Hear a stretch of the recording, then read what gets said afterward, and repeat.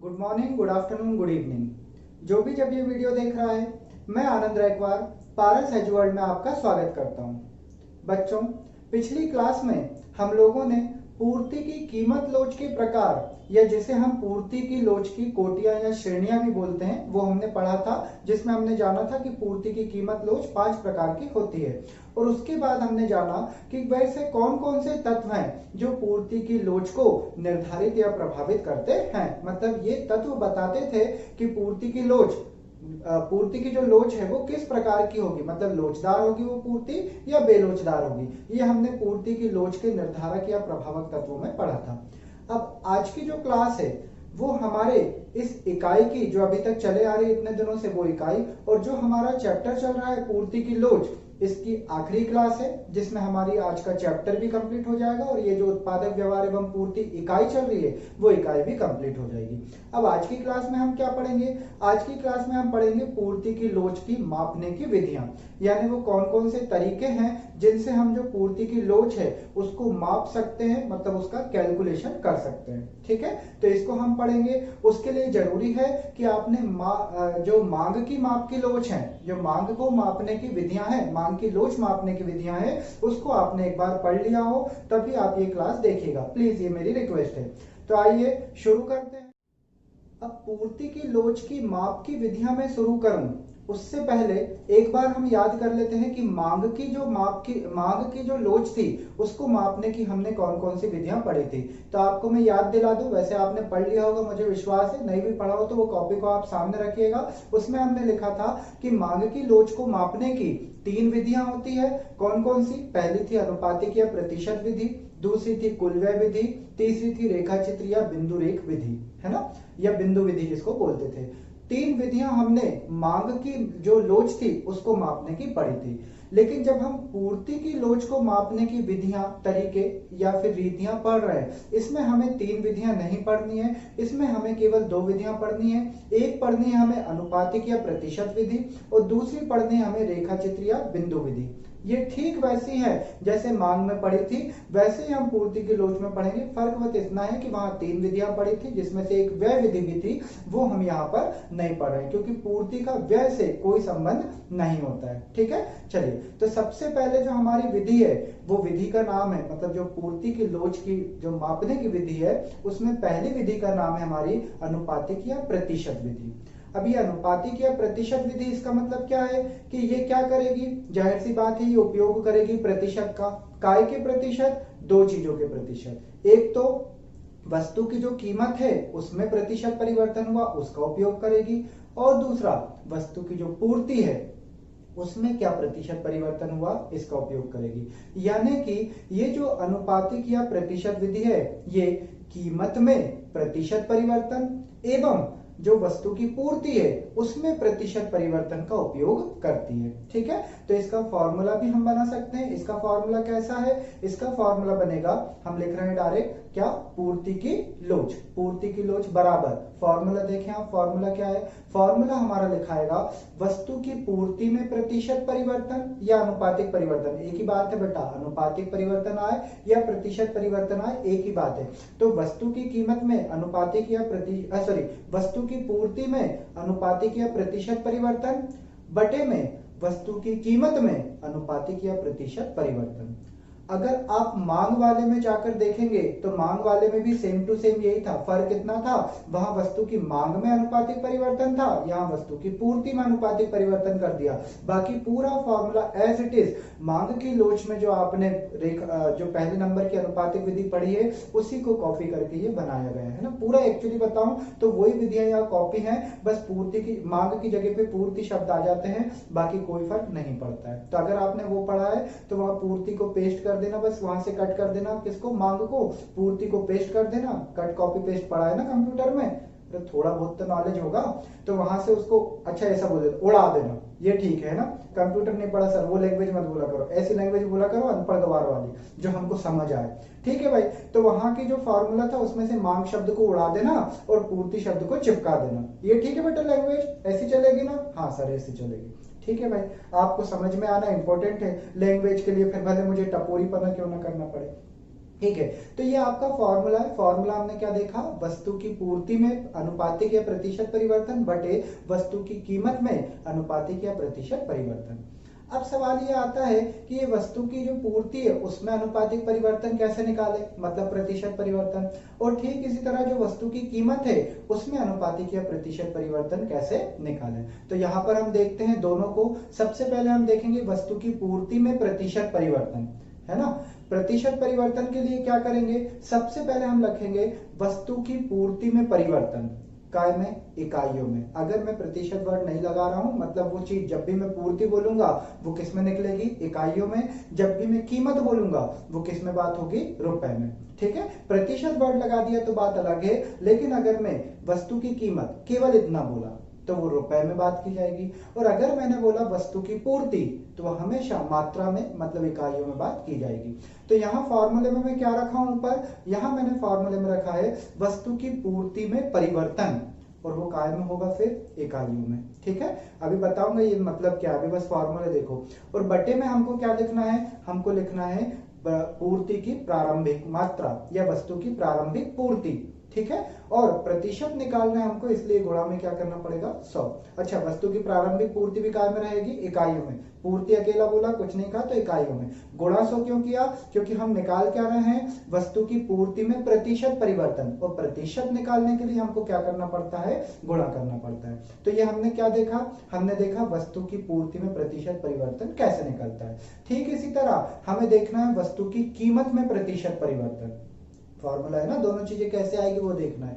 तो वस्तु की कीमत में प्रतिशत परिवर्तन कैसे होगा, तो जो आपने पूर्ति में प्रतिशत परिवर्तन निकाला उसी को कीमत में कन्वर्ट कर दो। यानी ऊपर क्या लिखा था आपने, देखो ऊपर के फॉर्मूले लिखा आपने पूर्ति में, वस्तु की पूर्ति में परिवर्तन काय में, इकाइयों में।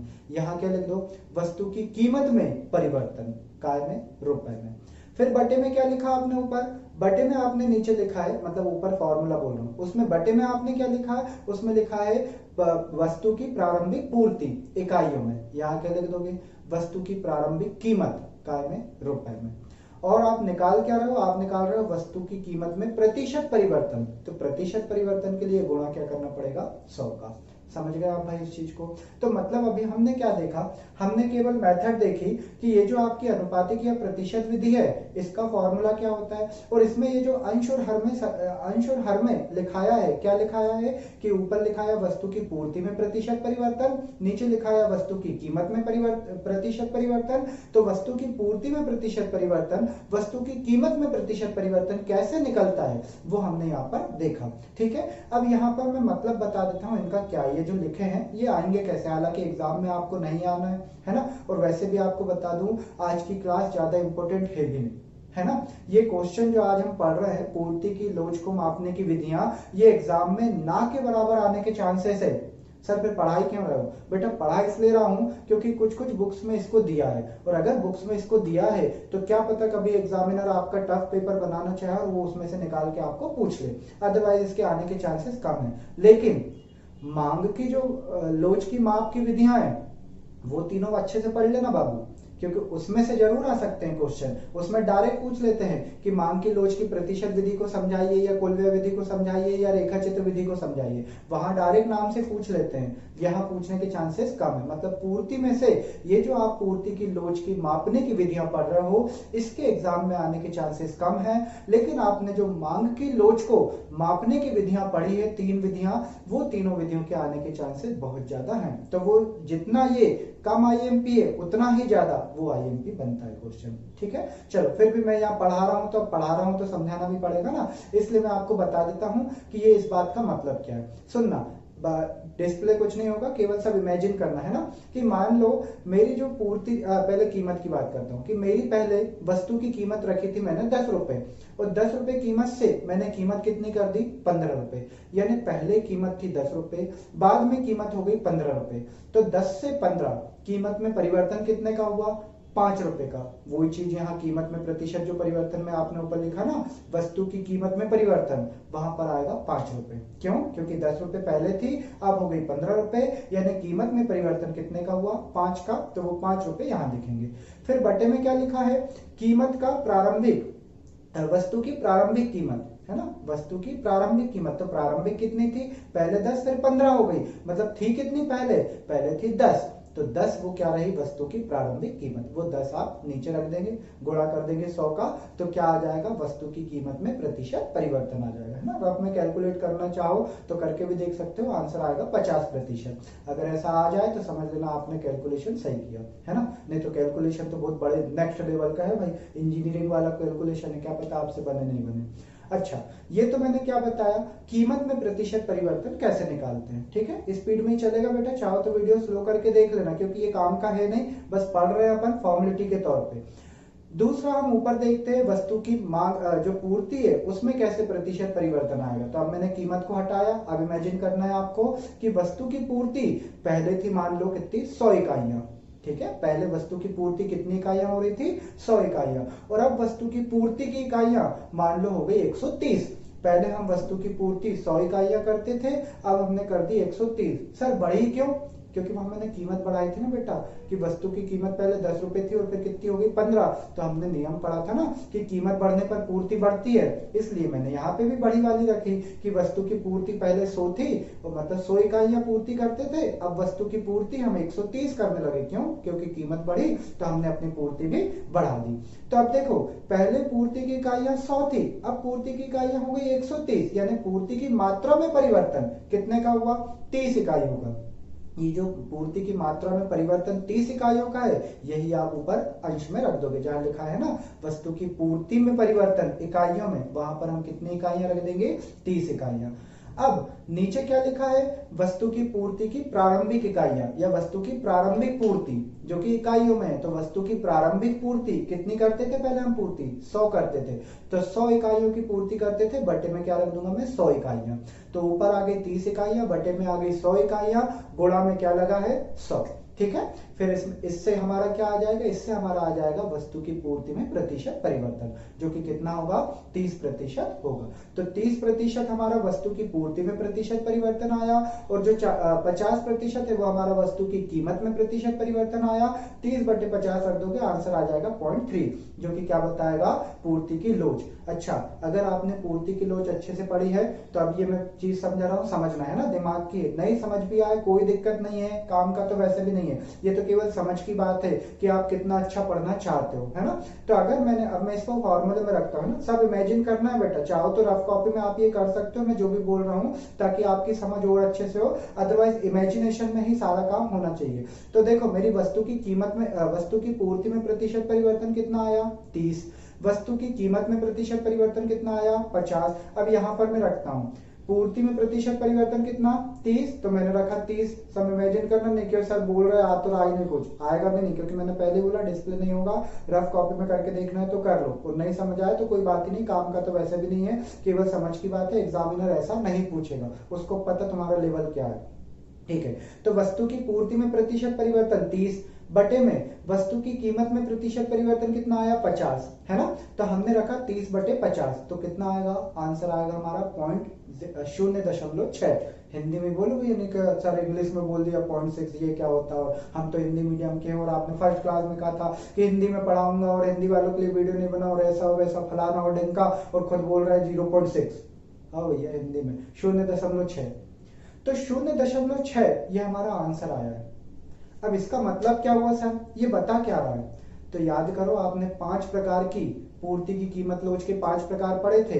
इकाई लोचदार पूर्ति, इकाई से कम लोचदार, इकाई से अधिक लोचदार, पूर्णता बेलोचदार, पूर्णता लोचदार, 5 पढ़े थे। उसमें सिंबल यूज करे थे आपने, 1 से कम, 1 से ज्यादा, 1 से बराबर, 0 और इनफाइनाइट, ऐसे यूज करे थे।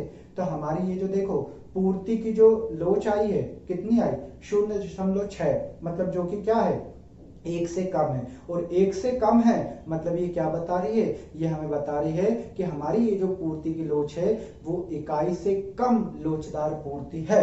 क्योंकि इकाई से कम लोचदार पूर्ति का सिंबल क्या था, उसका सिंबल था ES लेस देन 1, जो कि x 1 से क्या हो, कम हो। तो हमारा ये जो 0.6 आया है ये संख्या 1 से कम है ना, और अगर 1 से कम है तो क्या होती है, ये इकाई से कम लोचदार मांग होती है, जिसे आप ब्रैकेट में लिखे थे बेलोचदार मांग, सॉरी पूर्ति, जिसे आपने इकाई से कम लोचदार पूर्ति या ब्रैकेट में क्या लिखा था, बेलोचदार पूर्ति, है ना। तो 1 से कम है तो क्या बोल दिया आपने, इकाई से कम लोचदार पूर्ति या बेलोचदार पूर्ति।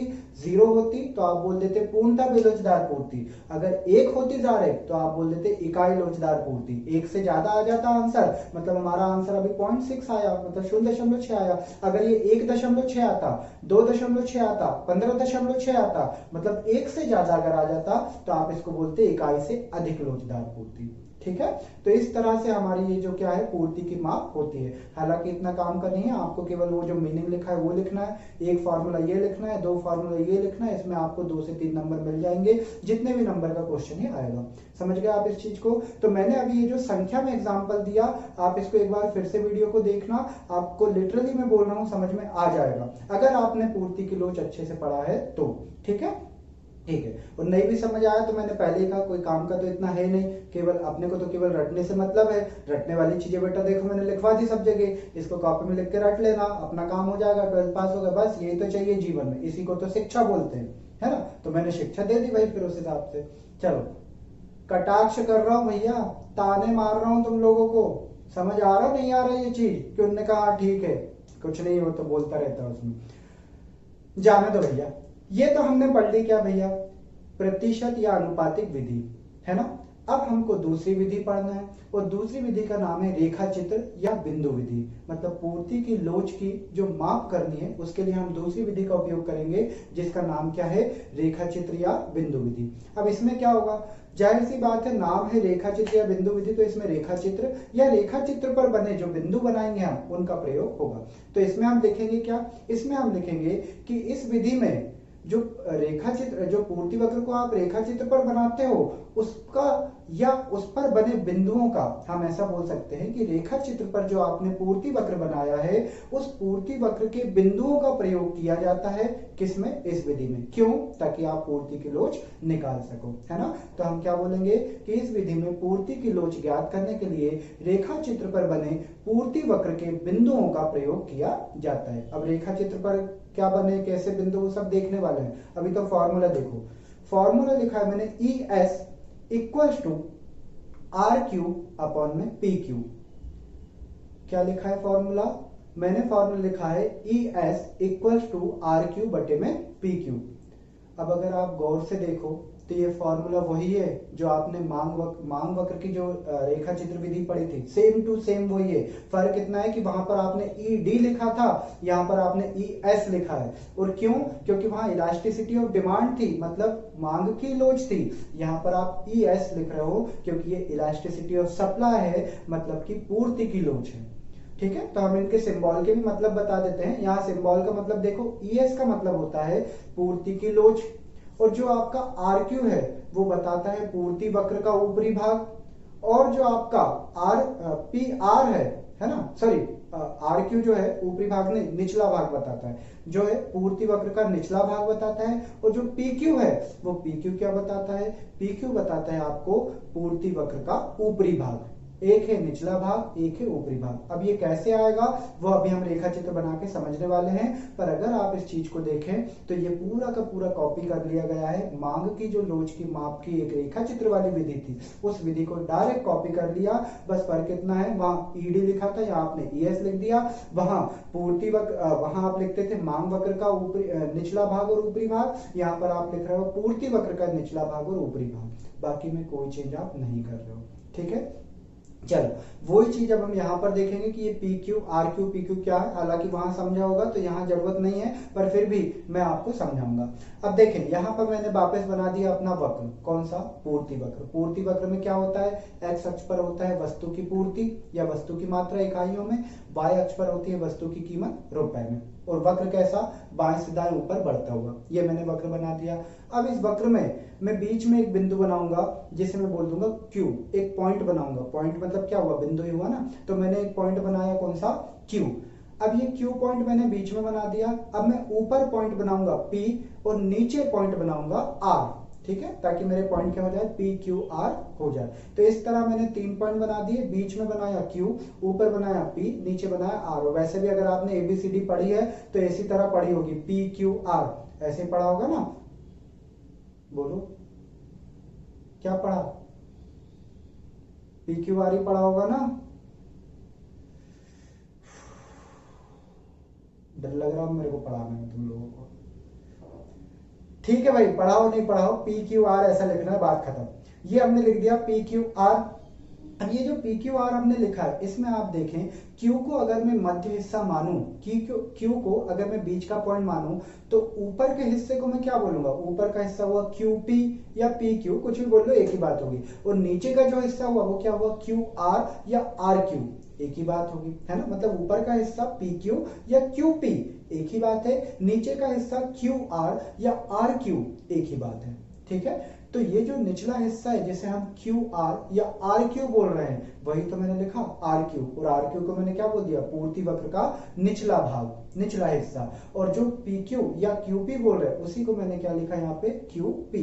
और QP बराबर मैंने नीचे क्या लिखा, QP मैंने लिखा पूर्ति वक्र का ऊपरी भाग। तो वो ऊपरी भाग है तो यहाँ आ गया, ठीक है। तो इस तरीके से इनका प्रयोग करके हम क्या करते हैं, पूर्ति की लोच या पूर्ति की लोच, सॉरी, जो पूर्ति की लोच है उसको ज्ञात करते हैं। हालांकि बिंदु रेखा जो या जो रेखा चित्र वाली विधि होती है, चाहे मांग में चाहे पूर्ति में, उसका एक दोष ये है, उसकी एक बुराई ये है कि वो प्रॉपर संख्या में हमको पूरा आंसर नहीं निकाल के दे पाती, वो केवल प्रकार बता पाती है। लेकिन जो हमने प्रतिशत विधियां पढ़ी है, वो प्रतिशत विधि हमेशा चाहे मांग की हो चाहे पूर्ति की हो, नंबर में आंसर निकाल के बता देती है, ठीक है। जो भी है हमारे लिए काम का तो ये रेखा चित्र है और ये फॉर्मूला, और वो जो 2 लाइन हमने लिखी है वो लिखना है। और प्रतिशत विधि की अगर बात करें तो 2 लाइन वो फॉर्मूला, और उसके अलावा 2 एक्स्ट्रा फॉर्मूले थे वो हमको याद करने हैं। एज सच IMP नहीं है, मैं पहले ही बता चुका हूं, पर मैंने पढ़ाया क्यों, क्योंकि कुछ बुक्स में दिया है। और ऐसा ना हो कि आपका एग्जामिनर अगर टफ पेपर बना रहा हो तो वो इस क्वेश्चन को 3 नंबर 2 नंबर या 4 नंबर में दे दे और हम 4 नंबर सीधे सीधे गवा हैं, है ना। इसलिए बेहतर है कि हम इसको भी पढ़ लें। हालांकि IMP नहीं है, पहले ही बता दिया, ठीक है भाई। चलो, जो भी था, ये हमारा लास्ट टॉपिक था काय का, पूर्ति की लोचता इस चैप्टर का। और इसी के साथ हमारा पूर्ति की लोच चैप्टर तो कंप्लीट हुआ ही हुआ, साथ ही साथ जो इतनी बड़ी हमारी इकाई चली आ रही थी जिसका नाम था क्या, अब था ही बोलेंगे क्योंकि अब तो खत्म, अब है थोड़ी ना, अब तो खत्म था, मेरे लिए था आज हो गई। अब तुम लोग भी इसको कॉपी में लिखोगे और फिर भूल जाओगे, तुम्हारे लिए भी लिखने जैसे ही वीडियो खत्म होगा था हो जाएगी, है ना। अभी तक है। तो इकाई का नाम क्या था, उत्पादक व्यवहार एवं पूर्ति।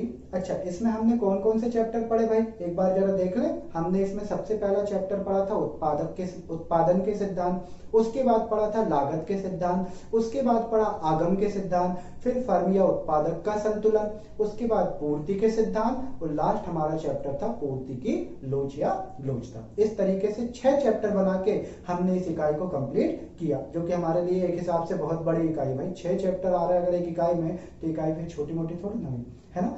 इसी के बाद हमारी जो अगली इकाई है वो इकाई भी बहुत बड़ी है ना। जो इकाई का नाम क्या है, बाजार एवं बाजार में कीमत निर्धारण। ये हमारी अगली इकाई का नाम है। उसके अंदर भी हमको बहुत सारे चैप्टर पढ़ने, उसमें भी होंगे 6 चैप्टर तो समथिंग होंगे, क्योंकि मेरे को ऐसे नंबर से तो याद नहीं है, मैं तो चैप्टर वाइज देखता हूँ कि इसके बाद ये चैप्टर, इसके बाद ये चैप्टर है, जो भी है, क्योंकि नंबर से कोई फायदा भी नहीं होता। कंटेंट होना चाहिए दिमाग में कि इसके अंदर क्या है। नंबर से क्या फर्क पड़ता है, 10 चैप्टर हो या 15 चैप्टर हो, खैर जो भी हो। तो इसको भाई एक बार रिवाइज कर लेना, है ना। हालांकि अभी अपनी जो अगली इकाई है उसमें इसका यूज ज्यादा नहीं होना है, लेकिन जब हम अगली इकाई के अंतिम चरणों पे होंगे, है ना, अंतिम चरणों पे क्या 2-3 चैप्टर में, दूसरे तीसरे चैप्टर में हमको यूज होने लगेगा एक मांग का और एक पूर्ति का, थोड़ा थोड़ा हमको इसका यूज होने लगेगा। हालांकि वहां ज्यादा यूज नहीं होगा, पर भी होगा तो। और मैं तो कह रहा नहीं होगा बिल्कुल यूज, क्या तो भी हम नहीं पढ़े भाई, हमको तो अपनी पढ़ाई पूरी रखनी ना। अगर आने वाले चैप्टर में इनका यूज नहीं होना तो इसका ये मतलब थोड़ी कि इसको भूल जाएं। एग्जामिनर ये थोड़ी देखेगा कि अरे आगे वाले चैप्टर में यूज होगा तो IMP हो गया, नहीं तो IMP नहीं है। भाई वो तो अलग से क्वेश्चन पूछ लेगा, उसको कोई फर्क नहीं पड़ता आने वाले चैप्टर से इसका लिंक है या नहीं है। समझ गए भाई आप इस चीज को, ठीक है। चलो, तो अब ये मत सोचना कि आज की क्लास में सर ने ज्यादा नहीं पढ़ा, अच्छे से नहीं पढ़ा ये और वो, क्योंकि IMP नहीं था और वैसे भी उसमें ज्यादा है ही नहीं था पढ़ाने लायक। ठीक, क्लास तो हो गई खत्म। अब क्या करें, छोटी है क्लास, गाना सुनाए? नहीं सर गाना मत सुनाओ, नहीं तो फिर हम बोलेंगे हाँ सुनाओ, तो आप गुस्सा करोगे, गुस्सा करोगे, बोलोगे ये नहीं बोल सकते कि रिवीजन करा दो, गाना सुनाने की बोल रहे, इसलिए गाना मत सुनाओ। चलो अच्छा नहीं डांटूंगा, बोलो अब सुना दो गाना। जब मैं कहा मेरा माइक वाइक, हाँ माइक तो ये रखे मेरे, मतलब वही पेन वही है भाई अपना माइक, गरीबों का तो पेन ही माइक होता है मार्कर, तो मेरा तो वही माइक है, सुना दो। नहीं सर पिछली बार आपने सुनाया था, 2 दिन तक हमारे कान दुखे, इसलिए हमको गाना नहीं सुनना, वो इसकी बजाय नया चैप्टर स्टार्ट करा दो, पुराना रिवाइज करा दो, पर गाना मत सुनाओ सर, ये रिक्वेस्ट है हमारी आपसे। ठीक है भाई, अब इतनी बेइज्जती कर दी तो इतनी बेइज्जती के बाद कोई क्या गाना सुनाना चाहेगा, नहीं सुनाता हूँ मैं गाना, कोई बात नहीं, पर नया चैप्टर भी आज स्टार्ट नहीं कर रहा है, क्योंकि नया चैप्टर के लिए फिर अपने को स्टार्टिंग लेवल से एक नए सिरे से ही शुरू करना पड़ता है, इसलिए वो आज शुरू नहीं करेंगे। तो कल की क्लास में हमारी एक नई इकाई और नया चैप्टर स्टार्ट होगा। तब तक के लिए bye bye to all of you, thank you so much.